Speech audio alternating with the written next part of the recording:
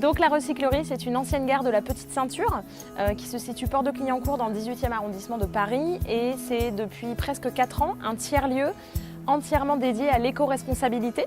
C'est le printemps à la recyclerie et on a justement comme thématique cette saison de faire le pari d'une alimentation responsable.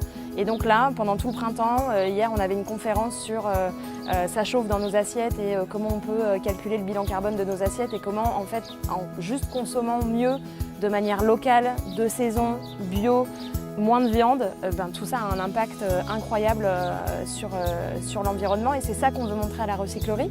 Par exemple, au restaurant de la recyclerie, on a un jeudi veggie. Tous les jeudis, vous venez à la recyclerie, la carte est 100% végétarienne. Ça ne veut pas dire qu'on s'ennuie et qu'on a faim à la fin du repas, mais par contre, on montre que c'est possible. On a également des brunchs vegan une fois par mois. Pareil, on veut montrer à nos 700 consommateurs de brunch qu'un brunch vegan peut être bon et copieux aussi.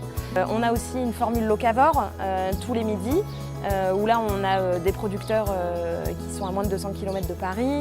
On a bien sûr une carte le plus possible de saison. Alors, tout ce qui est produit dans le potager finit dans la cuisine de la recyclerie. Tout ce qui sort de la cuisine n'est pas produit dans le potager. Le potager n'est pas assez grand pour qu'on soit autonome. Mais tout ce qu'on produit ici, on a le droit, et c'est bon, on a le droit de le consommer. Donc les plantes aromatiques, les légumes, les fruits, tout ça finit à la carte du restaurant. Notre ferme urbaine, elle a 3 vocations, grandes vocations. Elle est à la fois productive, esthétique, mais aussi pédagogique. C'est-à-dire qu'à l'intérieur du potager notamment, on fait beaucoup d'ateliers de sensibilisation auprès de tous les publics, les grands mais aussi les petits.